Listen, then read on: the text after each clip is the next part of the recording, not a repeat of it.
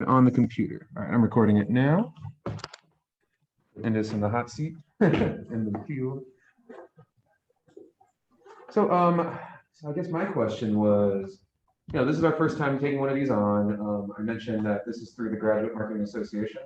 This is a grad school. It's not just like a regular university, but a lot of us, as you've seen, have pretty extensive work backgrounds and come from very diverse environments.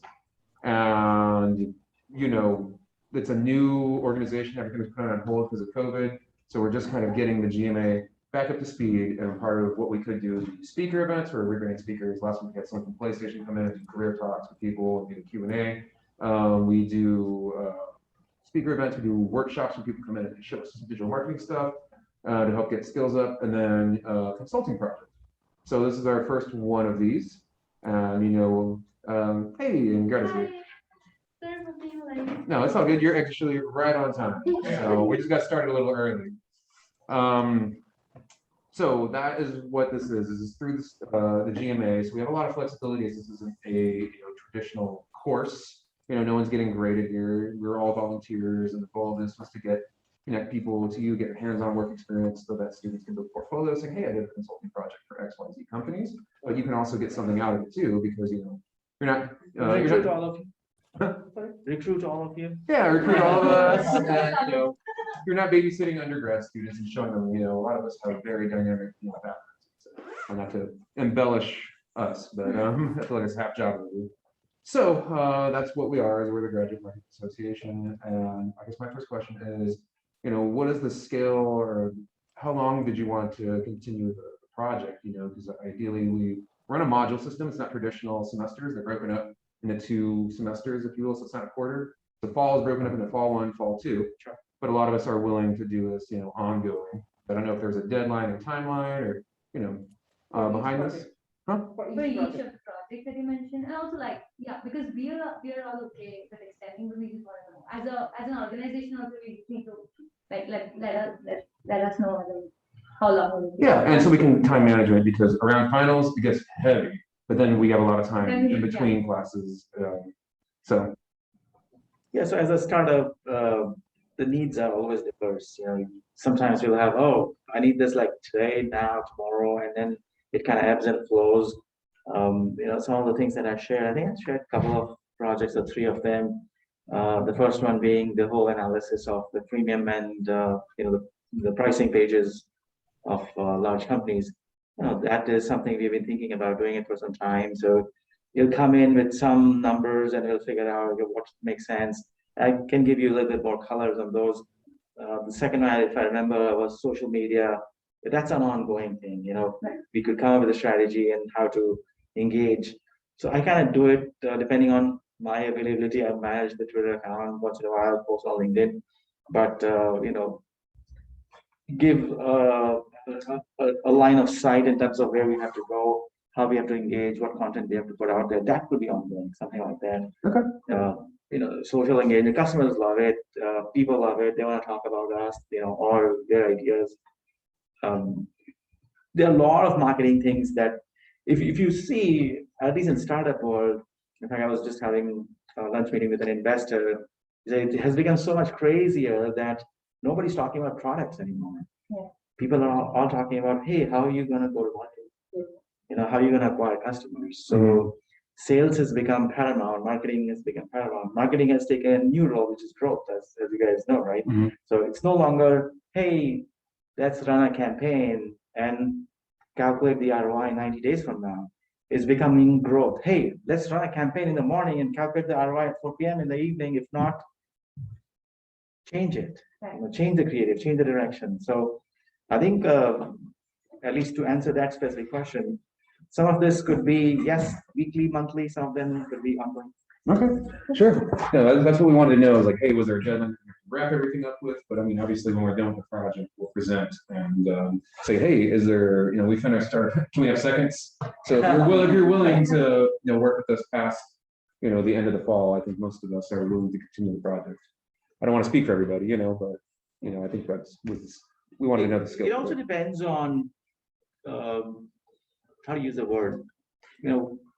What's the thing that gives you your dopamine shots? As a marketing person, Sometimes you are more quantitative, saying, oh, I love the number, 30% year over year or quarter over quarter growth. That's what I need ongoing basis. If you're a creative person, oh, I'm going to run this campaign. Let's see how it performs. And you get like 500 likes, just to use a Facebook example.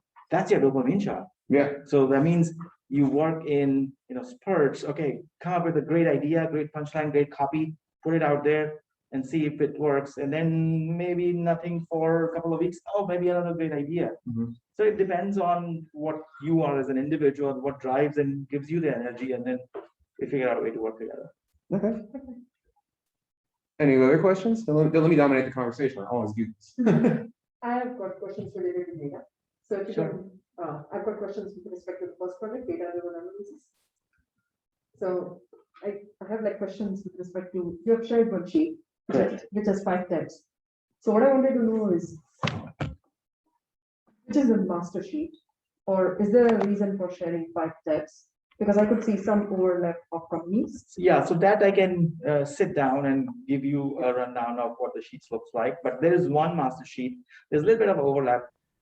So the way these data sets are collected, this is basically research. So I have a team in India. They basically, we come up with something which would make an impact on a customer or use that as a marketing hook. The goal for that particular project is, can we come up with, I want to just remove my mask. That's fine. I don't want to comment on that topic, but yeah, I'm comfortable not having it. We're all vaccinated and stuff. So the goal for that spreadsheet is come up with a formula which somehow correlates, saying, oh, the companies that have the most transparent pricing, I think you mentioned in my, have the highest growth or have the highest fundraise. So come up with something that is not visible in that spreadsheet and correlate with the formula. And then we use that as a hook to drive awareness. Yes. So there's a PR team waiting for input from us saying, oh, is there a formula I can use it? And then go talk to Wall Street Journal saying, these are the companies that have the most transparent pricing. And that's the reason they have the revenue growth. Yeah, so that's what I was going to ask. Like, if I might be talking too loud or too early. So goal is to find out about insights and then the hypothesis. Exactly. And set up a p-value that with this confidence we are talking about, then we can say that sure, if X and Y correlates with this much confidence, then you should go ahead with that KPI. That's what I used to do in Google, like for Google's project, like derive to a KPI and then come up with a significance that with this sample size, with this correlation, we can sure say that if we reach out to population based on the sample size, you're going to get a hit. Yeah. Give it a consideration, awareness, purchase intent, or anything, brand aware. Yeah. So that's the way I'm thinking in that light. Correct, except for the fact that this is mostly for the larger cohort of companies for us to propose saying, hey, Mr. Acme Corp, the reason you're not growing is because you don't have a pricing page. Mr. XYZ Corp, the reason you're not growing because you do have a pricing page, but there's no pricing in it.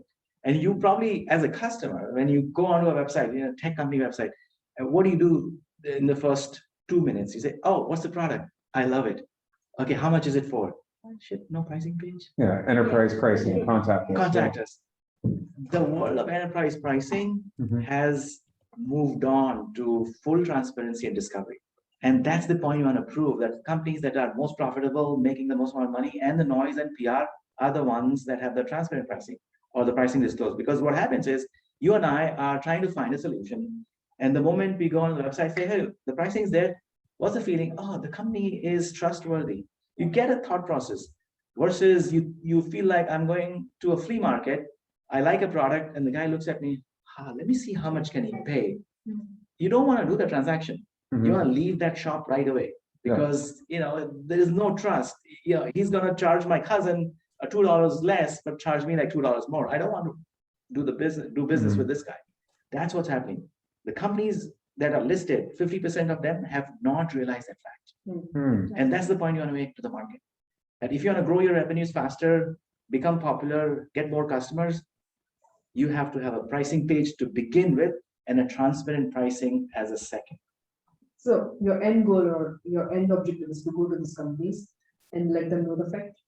No, to tell the market that if you have transparent pricing, if you have a pricing page, you could potentially make more money and monetize and have more customers. We don't want to go to the individual companies. So we are in a fintech business. We are not in sales. Yeah. We are not going to acquire these customers for some consulting projects. We are there to tell the world as a general theory that, hey, transparent pricing page, discovery leads to a certain outcome, and look at the cohort of 50%, 500 of those. The reason they have an outcome is because of these 3 attributes discovered from the spreadsheet. Okay, so ultimately you would want to go for like a white paper. Correct. Exactly. White paper. And as a marketer in May, I want to do a PR blitz. Mhm. I want to talk to Wall Street. I want to talk to CNBC. And then they will come up with their own thesis. Oh, now I know my price target of X on a company which is public is not going to get met because they don't have a pricing discovery there. So based on our theory, newer set of analysis may come out later. Okay, got it. Because in Crucial, I've done this like you have written white papers to come up with sample size and say that if you have X, but Y, just as an analysis in sense. Yeah, so the white paper is, I would say, second level. The first is coming up with that correlation and then the hypothesis. This is the formula which actually proves it. Okay, got it. Okay, cool. And then the second would be, you said social media management. You've been just doing that off and on. I saw you post something too on from Quolum, so. Yeah, I do it once in a while. Yeah. So we were just doing Twitter. Did you want us to take a crack at LinkedIn or? Yeah, Twitter and LinkedIn. So LinkedIn we run mostly as a campaign. Oh, okay. Something new that comes out and we kind of post it and see what impressions. So in fact, Twitter is my breeding ground of good ideas, and then the best ones get onto LinkedIn Okay. as a campaign or as a graphic. So we'll run both of those. The Twitter, it's more conversational. You could, do multiple posts and not be shy about it. Even if you make a mistake, oh yeah, we screwed up on that. Sorry about that. LinkedIn is slightly more formal. You're gonna have some of the engaging posts coming out like twice or thrice in a week. And Twitter, we could do like 1 or 2 every day. LinkedIn is a higher quality audience. Yeah. We had an interesting lecture or two where the guy was saying of all the LinkedIn members there are, only like 3% of them actually post. So it's a good place to get that content out if we have some engaging stuff. We see a lot of engagement. So whenever we post something, we see likes and reshares quite a bit. So, but of course, has to be within the context of what the community wants. And Twitter, you could do all random, BS all day long, and people would love that. Not so much on LinkedIn. Okay, cool. So one more question would be on, there was a third thing which you mentioned about some content creation and blogs. So we also wanted to know as in what kind of, are there a number of blogs that you're looking, or is there a niche of those blogs? Because I understand that with these insights, you might have a PR strategy in the future. Probably your own marketing strategies would change with respect to even Twitter and LinkedIn. But with the content creation also, what are you exactly, what kind of blogs or?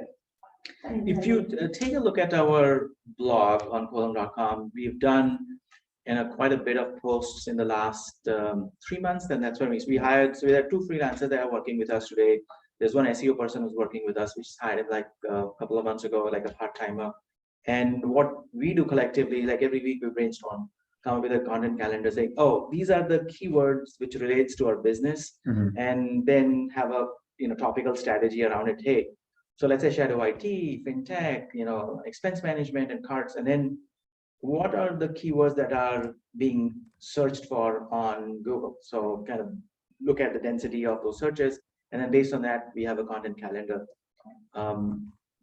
One of the things that we are missing is more stories to be told. To be honest, early days of our business, we have designed the content calendar to drive SEO traffic. Of course, content is human readable, but optimized for bringing discovery onto a platform. We want to do a little bit more stories. One of the stories that one of the freelancers is working on is the genesis of a card swiping machine and the evolution of it from today. So earlier, the card swiping machines were called knuckle busters. So essentially, you would put a card and then go shook, and then of course you'll hurt your fingers and your knuckles. and then it'll create a sales draft. You put one in file, give it to the customer. The sales draft goes to the acquired bank and then travels to your issuing bank, and then the settlement happens in 90 days or 30 days. So that was the early genesis of the card swiper. And then came, at least fast forward to 2009, Square came out. Said, oh, you just put it on top of the phone and then you swipe it. And of course, you go back 10 years ago, then you have those POS machines where you kind of, slide it. And then now you have NFC. And now if you look at Apple, you don't even need a card, you just need a phone. So at least as a card, but then of course, then you tag the phone to the POS machine. So if you think of that, customers are looking for those stories, right? People are searching for the history of the card swiping machines. So you want to build some content around it. Give you an example. So I was actually working with a startup earlier, as I said, in India. So like the way you are saying, we were following a similar strategy where we used to like first start with SEO and then make our blogs. Gradually we moved to stories, our employee stories, and also such long stories. So we went into a sanitary napkin making business there, the machines basically.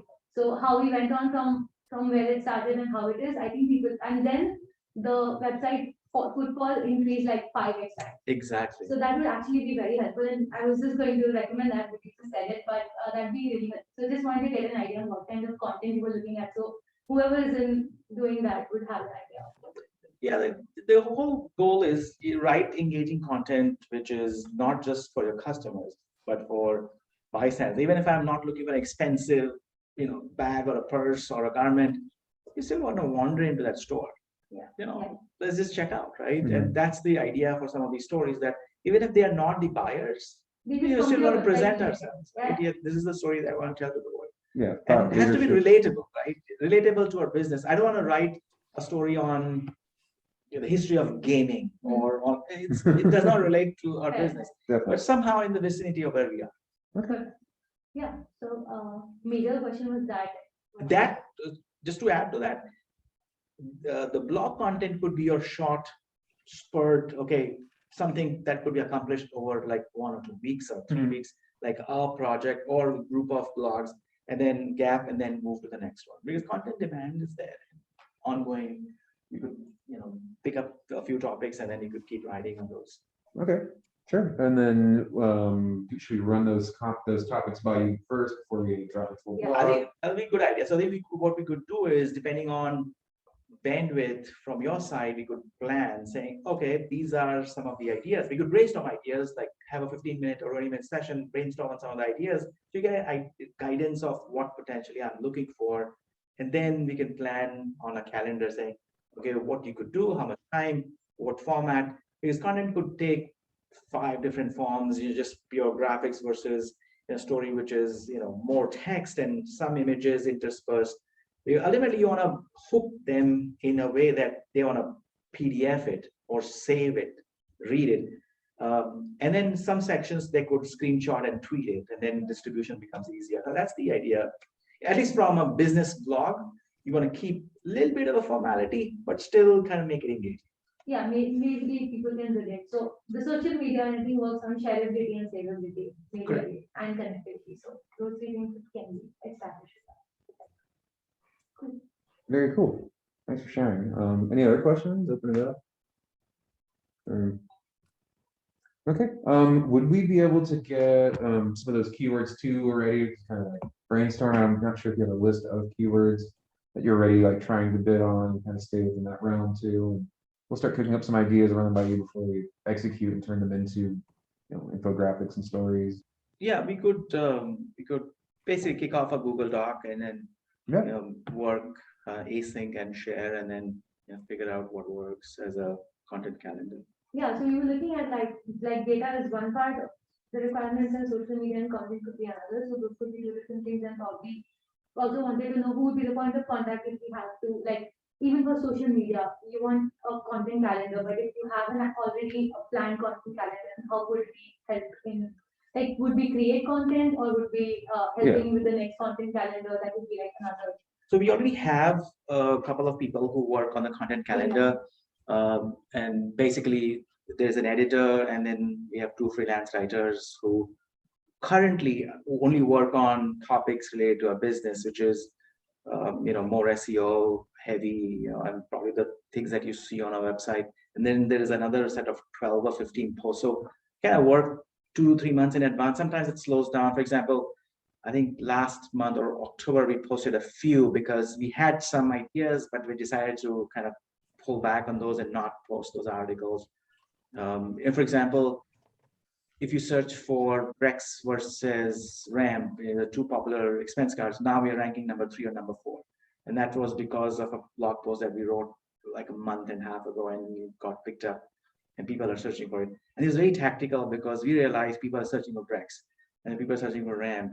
And what's happening in the industry, at least me as a watcher of the fintech world, seeing a lot of money being put into these companies, and they are competing with each other, which means you kind of use yourself as a leading indicator, not like what other people are doing. If you watch the news, okay, what's happening in the world, at least in the tech world? Okay, Brex is a, if people do not know, Brex is basically a corporate expense card, and Ramp is a new Brex challenger. So we notice, oh, Ramp is raising a lot of money. That what's going to happen? They're going to put money in press, media, marketing, which means there'll be awareness. What happens after awareness? People find out, oh, who the hell Ramp is? What do? Start Googling. What our job is, can we inject ourselves in the discovery process? So when we saw Ramp raising a lot of money, we want to inject ourselves in the discovery process, wrote that blog post, literally August 26th or 25th, whenever the date of, if you go on our website, you'll find out, literally like a 3-day process. We wrote the blog, proofread it, edited, and posted it. And then 30 days later, we are number 4. That's what we want to kind of build. Some stories will be long-term impact. Some stories will be, hey, can we see what's the event in the market and use it? And some stories will be, hey, engage the users, not the buyer, but he'll remember us based on what we presented as a content. So to answer your question, we will work async, figure out some of these ideas. Some of them will be point in time, some of them will be longer. Thank you. And then you also mentioned in the email that there'd be like some not onboarding, but just training on like what the voice of the social media would be. I just wanted to know. Yeah, so social media, I am very sensitive about it because we want to be playful, we want to be humorous, you want to project the business side of it, but at the same time, not so much make it look like a formal thing. It should look like somebody is actually typing these messages, not like a marketing person who wants to carefully craft every word and then put it out there. So that it's engagement. People want to read content as if they have written that same same set of words. So that's the idea. So we'll spend some time. So what I would recommend in that area, we again kick off a Google Doc, and let's say I would say, hey, why don't we do a 7 set of tweets to be posted next 5-6 days? Imagine this is ready to be published, 140 characters, and any link, any image, whatever supporting, and then we'll review it together. And then that would give you an idea of where I think the voice should be. And of course, since this industry could be new to you, so a little bit education will be required when you post about fintech. I sometimes randomly have posted like cartoons or comics, a frame of a comic related to fintech. And surprisingly, people loved it. And sometimes I've edited the words in the full quote of the comic to make it sound like us, and that was even better. So keeping it slightly less formal, but still kind of voice of the business, still a little bit playful, because that's where, if you notice the engagement of some of these popular social media accounts, you pick up Wendy's as an example. If you follow Wendy's, yes. Good. If you don't, do follow Wendy's. It's absolutely nutcracker of a job. Whoever is running that social media account. They sometimes go all over the top in terms of the humor they inject, but sometimes they formal, depending on the mood of the business. So that's what it is. Event-driven, playful. It should look like, hey, there are a bunch of kids running the show. Sometimes at the business side, that's the idea. Okay. Something like even those startup Cred. Yeah. Company. Yeah. They are a very example for. Kunal is an investor in a company, by the way. Oh, no. Very cool. So yeah, Grad has been doing fantastic things with their videos. Yeah. And then they've been able to hit the right point with the virality, but also being like on point about, the kind of what they want to put out as a fintech.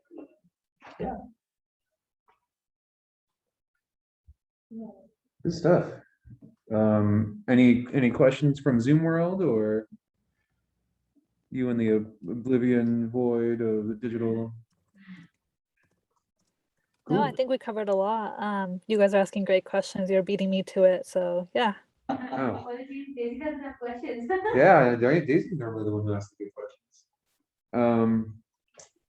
Very cool. Well, I've got questions, but we need to sit down with the data.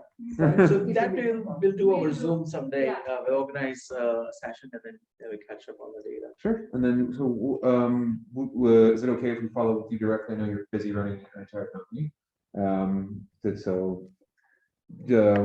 Like in 2 weeks, should we check back in with you and set up a Zoom thing, or? Yeah, no, we should schedule it earlier Okay. because sometimes meetings are there, but we could just squeeze something in, and because social media is something I want to do, right? Yeah. Because I don't have a person who manages it. We're still very early, started the business only a couple of years ago, but grew very rapidly in the last 3-4 months. So in fact, we last 2 weeks have been absolutely nutcracker, because what happened, and folks who track India, the government of India, and they have a regulatory body called RBI, or Reserve Bank of India, which is very similar to like an SEC plus, what's the equivalent here? No, SEC. So SEC. So the government of India, the Not body, SEC, but federal bank. federal bank. Yeah, that's right. Yes. So they decided that recurring transactions have to be going through 10 different layers of scrutiny before your transactions go through. So imagine you're a subscriber of Netflix, We had to And- change that. and one fine day Netflix is off for you. Why? Because the government decided that hey, Netflix is a recurring transaction via your credit card, and you cannot pay for it because there has to be extra set of protections that have to be taken care of. And so founders, they knew what we do as a company in the US. We have a SaaS card, as you see in the back. Thanks for bringing it over.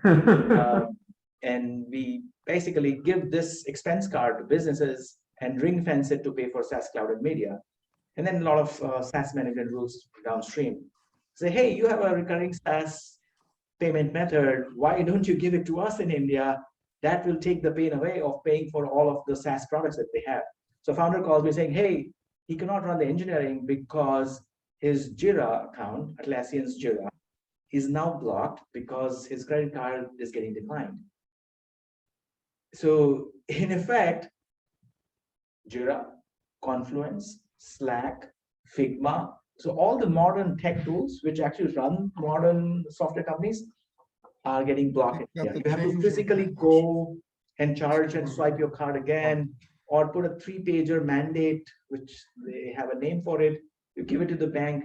Every tech product you buy, you have to give an equal set of 3-pager for each of these purchases.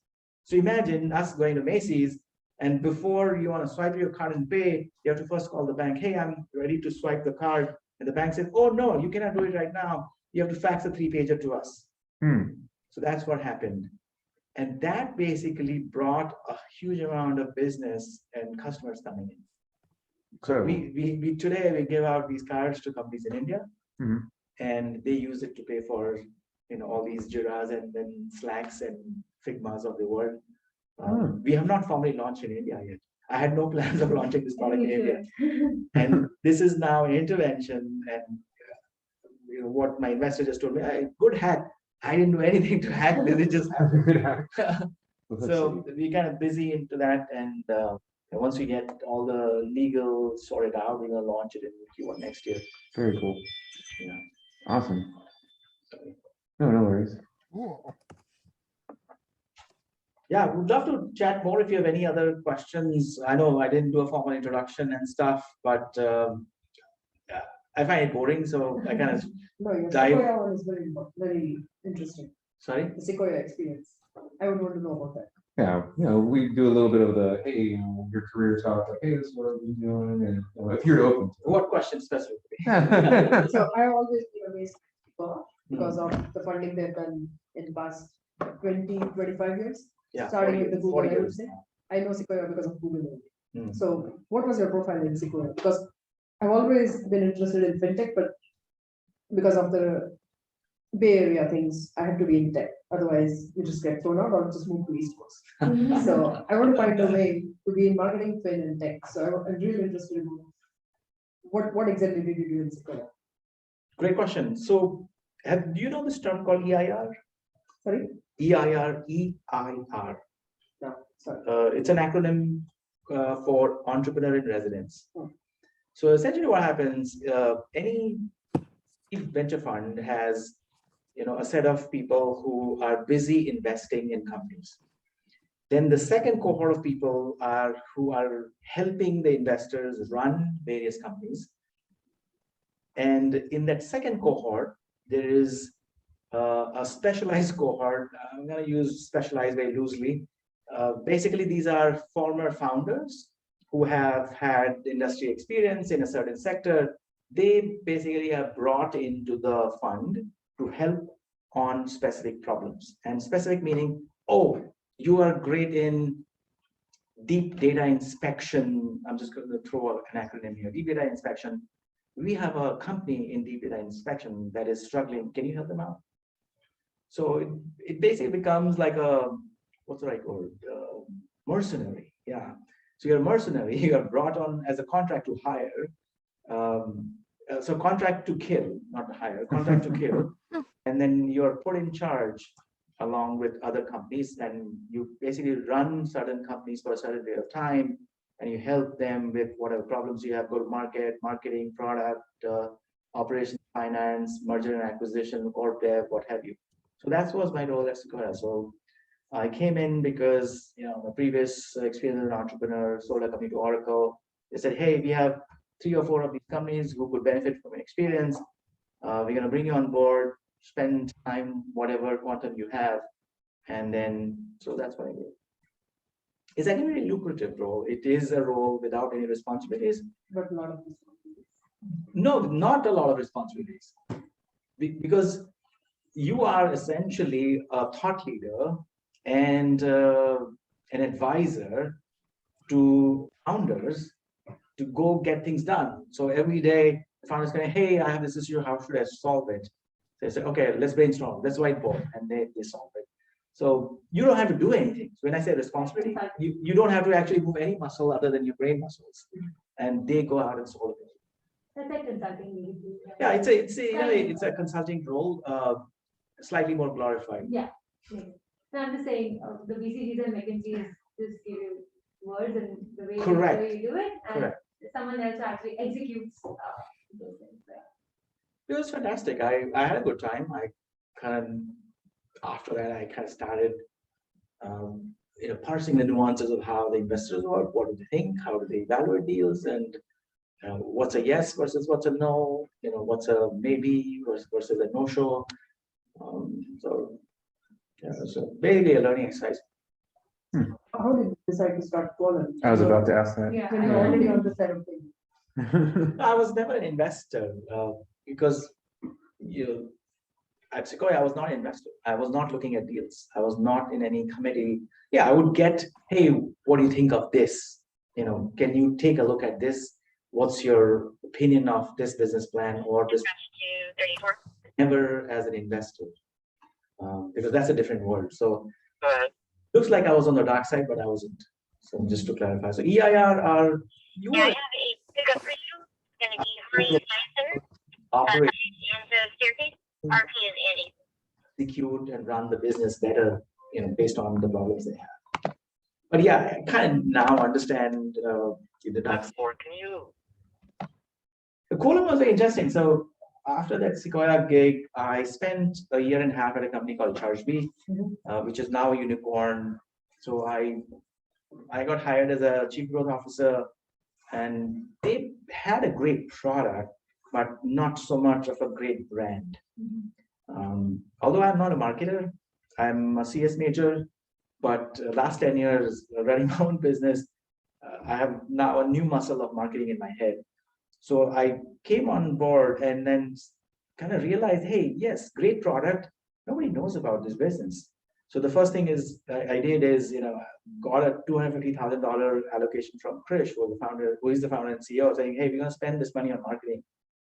And he said, are you out of your mind? Because we just do all inbound. So 90% of their leads back then were all inbound. So they did great content, SEO optimized. You're searching for how do I do recurring business? How do I do SaaS management? And then people would come like 60 to 70 highly qualified leads every day. Like these are the ones that would eventually become customers. And then I got that money, but then I burned that money in less than a quarter because it was so effective. So we spent that money on PR, we spent that money on events, and then people would start talking about us. The number of leads would grow up or have gone. People are searching. So one of the indicators of whether people know about your company is, are they looking for that keyword on Google? Somebody directly typing charge B, right? And after we spend that first $250,000, the number of people who are typing charge B directly in Google has gone up like 10x. And then Chris said, I was wrong about this. Let me give you more. So spent close to $2 million in I would say a year, and our revenue went from 4 million to 15 in less than 18 months, just because of the elevation of the brand. The most amount of money I spent in events. So we had the biggest booth at SaaStr. That basically was an arrival of Charity as a company. People started linking us with bigger brands in the same category. Oh, it's also our mindset, right? If you go into a mall, you want to walk into the biggest store first, right? Not the smallest one, right? And that kind of gets you thinking, oh, looks like they are big brand, trustworthy. I want to do business with them. Same thing happened with them and kind of jump up the revenue. So I spent like a couple of years there, and I realized that my team was spending, when you are doing growth, what do? You run experiments. Let me try this tool to do content. Let me try this tool to do social. Let me do some outbound. Let me generate leads and all of those. So my team was spending a lot of money on these SaaS tools, and my card would be on file. I would not even know who's spending, why, who authorized it. And after they have bought the tool, are they still using it? And then that's when the genesis of Quolum happened, that, hey, there is a problem, has to be solved, figure out how to solve it. And in my mind back then, I felt it was too big for me to let it just pass by. I got to jump into it and solve it. So 2019, left ChargeBee, started Quolum. Unfortunately, 4.5 months into it, COVID happened, and and the way I had structured that, we will have the product dev in India and me out of here. And then initially I would station myself like 2 to 3 months, build the product. March 7th, last year was the flight I caught to get back to the United States. Otherwise I would have been in India for the next 3.5-4 months. And it took us some time to build the product. Everybody who had offers from us decided not to join because COVID, nobody leave the company. And then finally we started building the product, and then we launched 3 months ago here, now doing great. So to answer your question, yes, that's how we started. A little bit of a bumpy ride, but then getting back on track. What is the reason for the name? Since you're from India, have you seen households where they draw this thing called Rangoli? Yes. Yes. Rangoli. And in Tamil, the word for Rangoli is Quolum. Yeah. So this is an inflected form of that Yeah, word. Tamil, one of my colleagues is from Chennai. Yes. So ChargeBee was in Chennai. Oh yeah. So the genesis of this word was exactly in Chennai. So ChargeBee was in Chennai. So I used to live in an Airbnb. So every time I used to go, I was in the same place, same landlady, that Airbnb, and she would draw, like I would say it would take her 3 hours every morning to draw. Like she would wake up at like 5:30 and then keep drawing large floral patterns, and then it would get faded away by end of the day, and she would start over again. I kind of knew that. I grew up in India, so I kind of knew that. But one fine day I asked her, I mean, why? Because it takes you so much time. And then she kind of gave me a 3-hour backstory on what this pattern means, what did she drew today, the whole connection of mythology with folk, with culture, his parents, and so many things. And then when we started Acme Core, I didn't have a name, and I was fishing for a name, and it just dawned on me that, hey, what about Quolum? But Quolum is more open-mouthed word. You can't really, put it in a .com. People will mispronounce it. So then played around with some of the combinations, how we could write it, and then found that there's a domain available. If I write it particular way, there is nothing similar on Google, or at least see which comes close. So just went ahead with it. That's a good meaning. Yeah. It's positive. There's actually a whole, It is. whole set of research on Quolum, not the word itself, but what does it mean? There are scientific papers written on it. It has a 3,000-year history behind it. And every And- part of India believes in it. Yeah. So Yeah. there is a very big. In Gujarat, we call it like Rangoli. Rangoli. That's Yeah. very cool. If you notice on our website, we borrow some of the motifs from the Rangoli patterns. It's kind of thrown out in some places on our website. So you're not kind of Geometrical gone- ones. with the Yeah. dots and the loops, but we have plans on kind of pouring some more in a product and all that. We're just kind of building it on it slowly. So we're here. Where do you want to go? Like, where do you go from here? What's the vision? If you Yeah, for your so aspirations. good question, and I can disclose some of the things and keep it in the room. I can close the door. So if you see what's happening in the world today, at least folks who have been in tech deeply, software was something that you would install. And now it runs Yeah. on the cloud, and cloud also has layers. So you have your infrastructure, which is your AWS and GCPs and the Azures of the world. And then there are thousands of SaaS companies, from the Zooms to the Figmas, the Slacks, and everything else. So every year, almost $1 trillion is spent on hardware and software. This is like right now, like $1 trillion across the world. All the companies, small and big, they buy. And this has been happening in the last probably 20 years. 20 years ago, it was $100 billion being spent on software and hardware, to $500 billion, to $1 trillion being spent on software and hardware. That trillion is moving to cloud. And then when that trillion successfully moves to cloud, where are the tools for buyers to manage what they are spending on? And that's the man in the middle is what you want to become.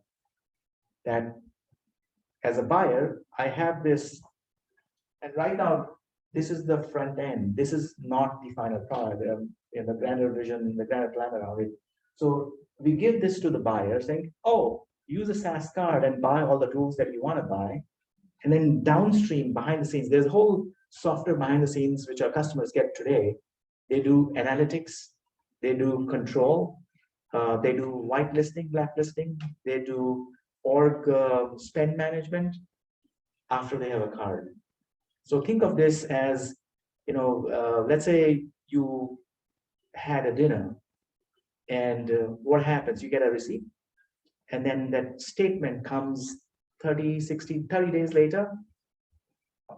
Can you do anything about that line item which captures the purchase of the dinner? You can't. You just see a static text saying, oh, $65 dinner at Sun and Moon on Brennan Street. That's it. Can you connect with the merchant on that? No. Can you provide feedback on that statement? No. Can you know who I had dinner with because you forgot? Can you know what did you eat? You cannot. So imagine, so that's in B2C use case, you are having a dinner. Now imagine a B2B use case, you're buying a SaaS product. And if that same statement is produced, you bought $60 worth of Slack, who's using it? What is Slack? Because your finance guy has no idea what is Slack. And what can I do with it? And is this product legit in the first place? Who approved this purchase?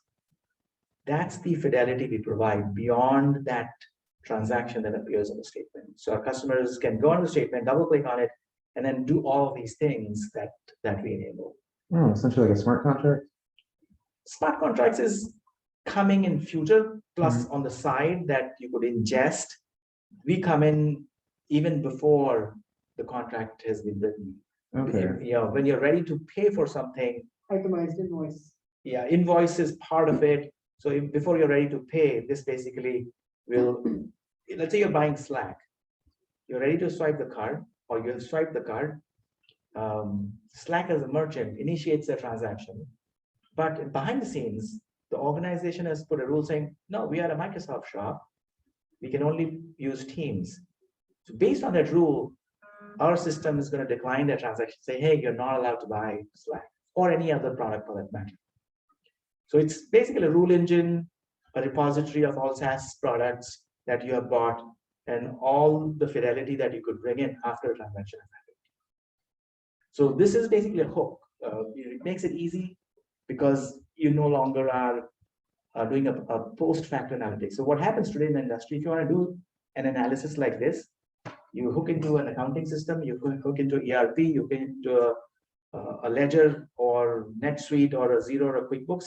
You bring in the data, then you analyze. So you look at a source, you bring the data, and then you analyze.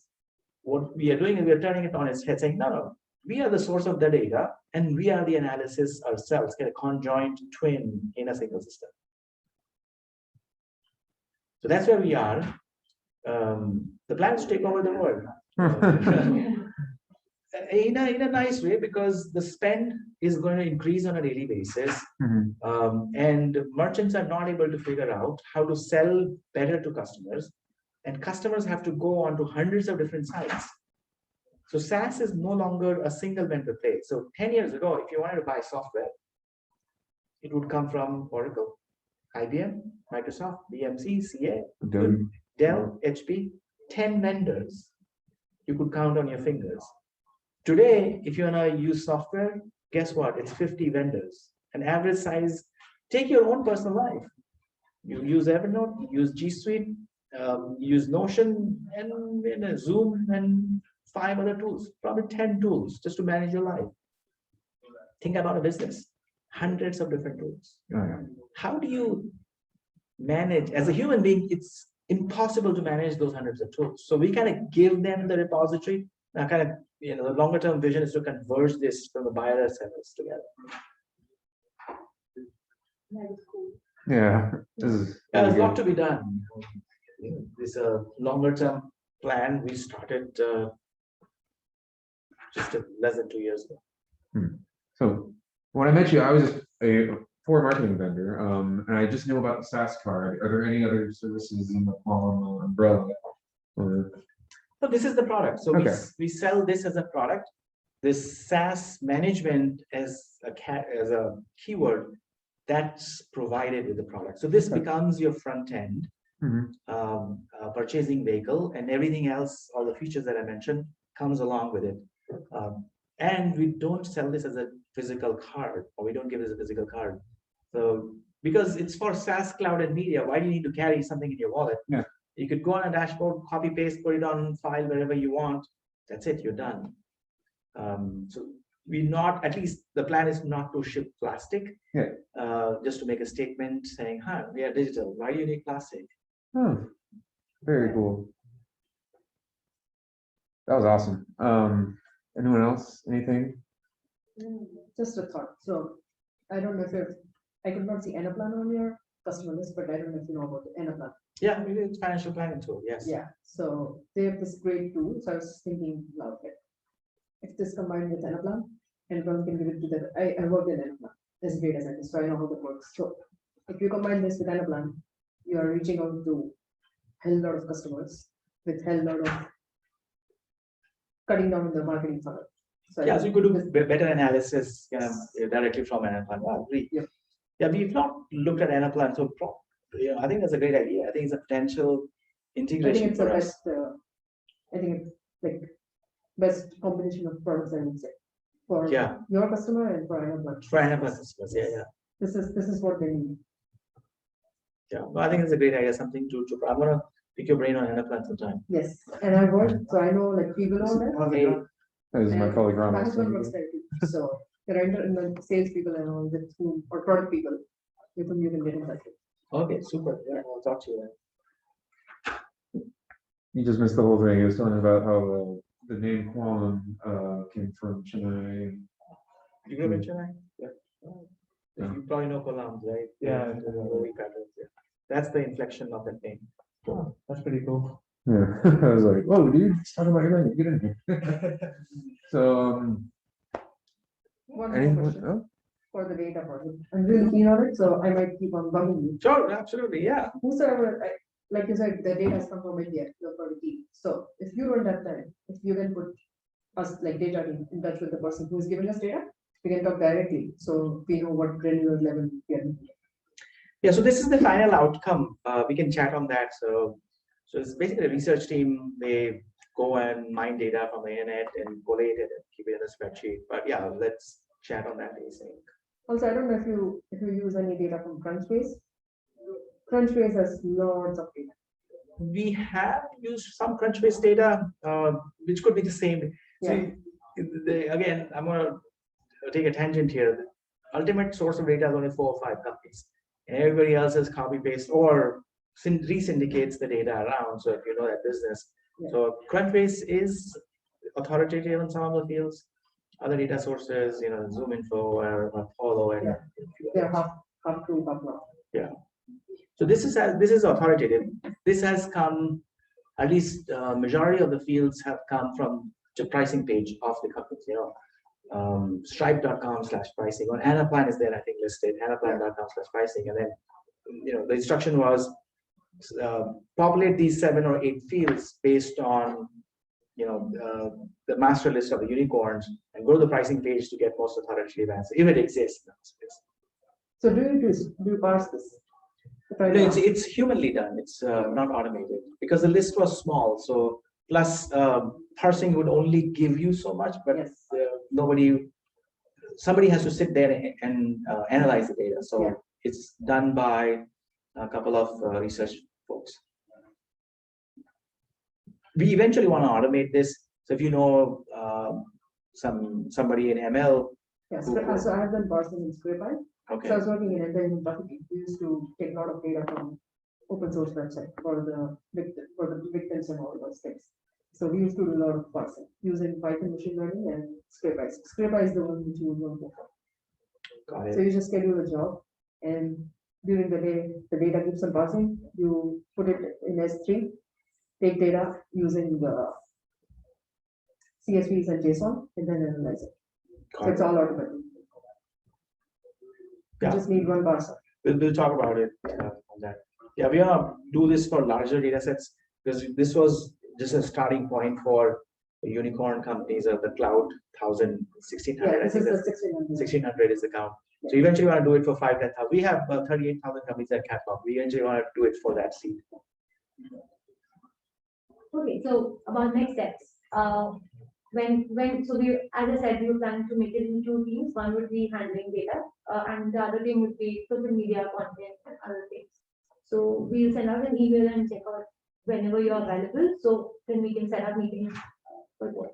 Yeah, so we'll do those 2 things, and let's kick off a Google Doc so that we can track action items, tasks, questions for me. It makes it easy to collaborate. Mhm. So you can directly say, hey, Indus, I need an answer. So you tag me there. Then that's how we work internally as well. So Google Doc becomes easier than sending a Word doc in an email and then, hey, where the hell the question is? No, that's Yeah. already- It's like irritating. Definitely. Also, do you want to have like weekly huddles, like 15 minutes, 20 minutes? We'll figure it out. So we'll plan depending on everything else. So hold on to that.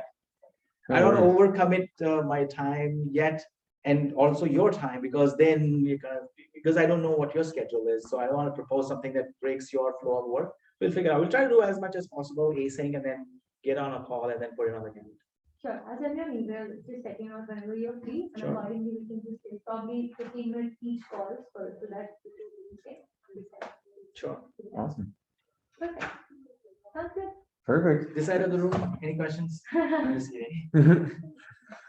All right, Zoom world, we'll let you guys going. Thank you for coming so much. I recorded this too, Matt. I need just a couple of minutes, and then I'll send it out in case anyone wanted to rewatch it again. So I'll end this call, and I'll see you in a little bit later. Daisy at the next one. Yeah. Thank you so much, you guys. I'm sorry I couldn't be there in person, and I appreciate you accommodating me. No Have a worries. good afternoon. There'll be probably a time where we all get together again. Take care. Bye. All right, take care, Matt.